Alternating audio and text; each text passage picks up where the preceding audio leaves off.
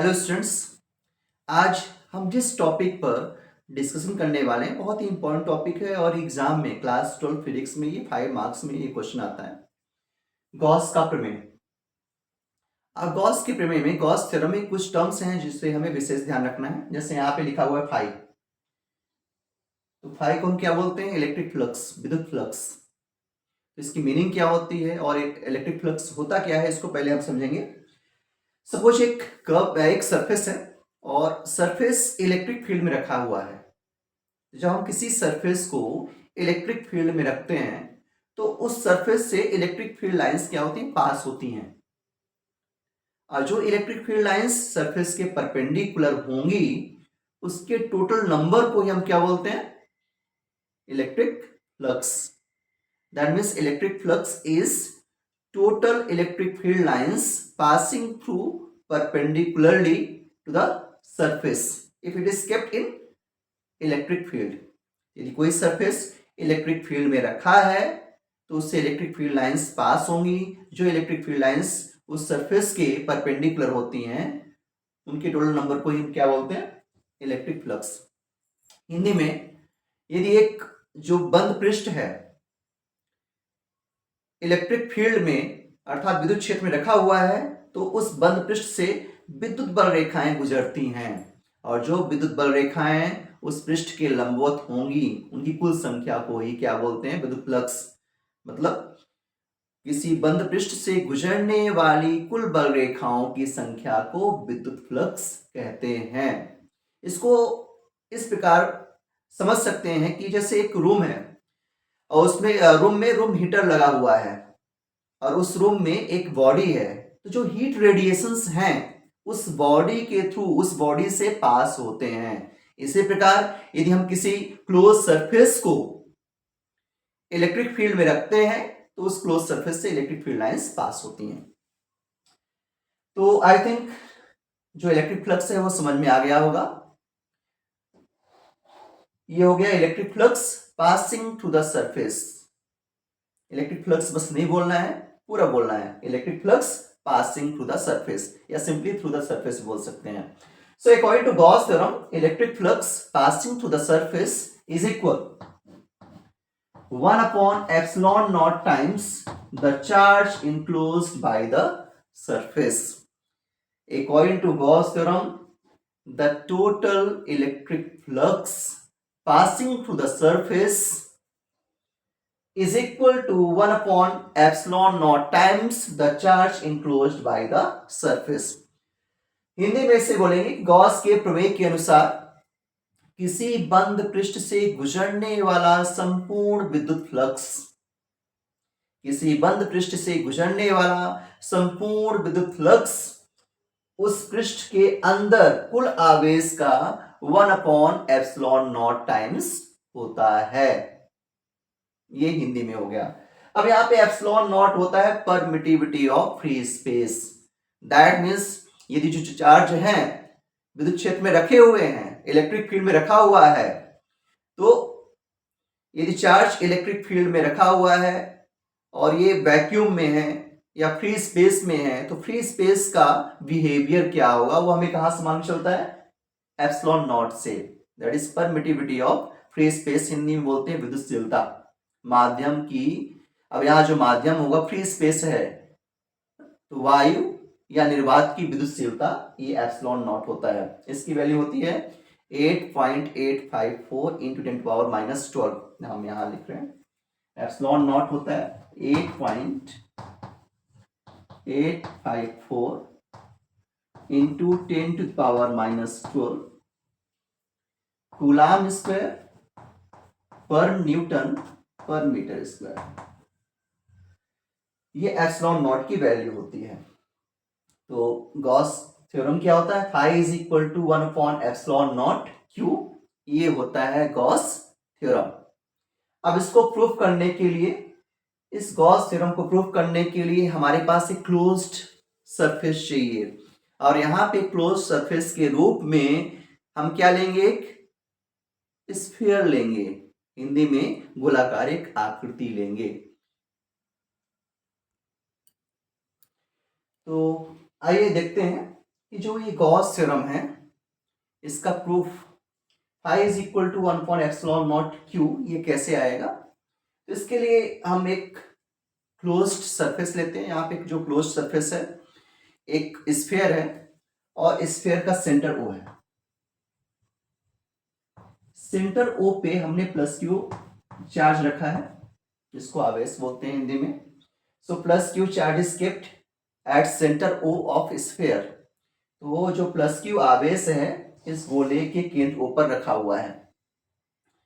अब ये plus Q जो इलेक्ट्रिक चार्ज है, due to plus Q electric charge जो इलेक्ट्रिक फील्ड होगा, सपोज ये पॉइंट पी है, आर डिस्टेंस पर इस स्फीयर के एक सरफेस पर पॉइंट पी है।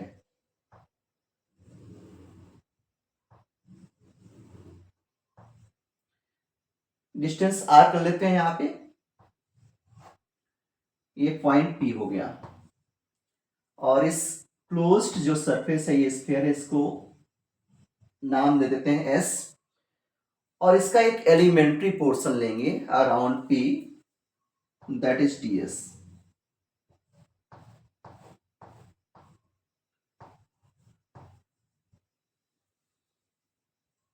सो डायग्राम को ध्यान से देखेंगे, ये क्लोज्ड सरफेस हो गया दैट इज स्फीयर एस, इसके सेंटर ओ पे प्लस क्यू चार्ज रखा हुआ है। तो हमें यदि पॉइंट पी पे इलेक्ट्रिक फील्ड गेट करना है, so electric field at point P due to plus Q charge, ये फॉर्मूला होता है इलेक्ट्रिक फील्ड का, E is equal 1/4πε0 q upon are square. ये है electric field at point P due to plus Q charge.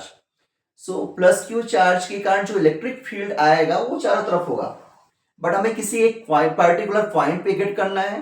तो जो point P है plus Q charge से r डिस्टेंस पर है, तो according to definition of electric field at point P due to plus Q charge, that means plus Q charge के कारण point P पर जो इलेक्ट्रिक फील्ड आएगा कितना होगा 1/4πε0 q अपॉन आर स्क्वायर, और इसका डायरेक्शन इस सरफेस के क्लोज सरफेस के परपेंडिकुलर होगा। This is direction of electric field. यहां पे हमें एरिया वेक्टर के डायरेक्शन को भी शो करना पड़ेगा और हमेशा ध्यान रखना है कि जो एरिया वेक्टर होता है एरिया के परपेंडिकुलर है। सपोज ये एरिया है, ये एक सरफेस है, ये एक पर्टिकुलर एरिया हो गया है, तो ये जो एरिया है तो इसका जो एरिया वेक्टर का डायरेक्शन होगा वो इस पर्टिकुलर एरिया के परपेंडिकुलर होगा। सो इस हाथ के लिए, इस हैंड के लिए जो डायरेक्शन आएगा वो अपवर्ड डायरेक्शन में होगा। तो यहां पर देख सकते हैं कि जो ये स्फीयर है, ई क्या है, ई का जो डायरेक्शन है इस स्फीयर के परपेंडिकुलर है बाहर की ओर, और जो ds है उसका भी डायरेक्शन ई की डायरेक्शन में होगा, दैट इज वेक्टर ds, और इसे ही बोलते हैं एरिया वेक्टर। ds एक एरिया हो गया, तो एरिया वेक्टर ds है जो इसके परपेंडिकुलर होगा, लंबवत होगा। तो यहां पर हम देख सकते हैं कि वेक्टर ई और vector ds both are in same direction, दोनों एक ही डायरेक्शन में हैं। अब यहां से जो फाई है वो हम गेट कर सकते हैं। फाई का डेफिनेशन होता है, फाई इज इक्वल टू होता है ई डॉट डी एस, जो फ्लक्स है इलेक्ट्रिक फील्ड और एरिया का मल्टीप्लीकेशन होता है, प्रोडक्ट होता है, डॉट प्रोडक्ट होता है यहाँ पे। So according to definition of electric flux, विद्युत फ्लक्स की परिभाषा के अनुसार फाई इज इक्वल टू, क्योंकि हमने यहाँ पे क्लोज्ड सरफेस यूज किया है तो यहाँ पे इंटीग्रल के साथ ये साइन बनाएंगे, सिंबल बनाएंगे क्लोज सरफेस का, और E डॉट डी एस।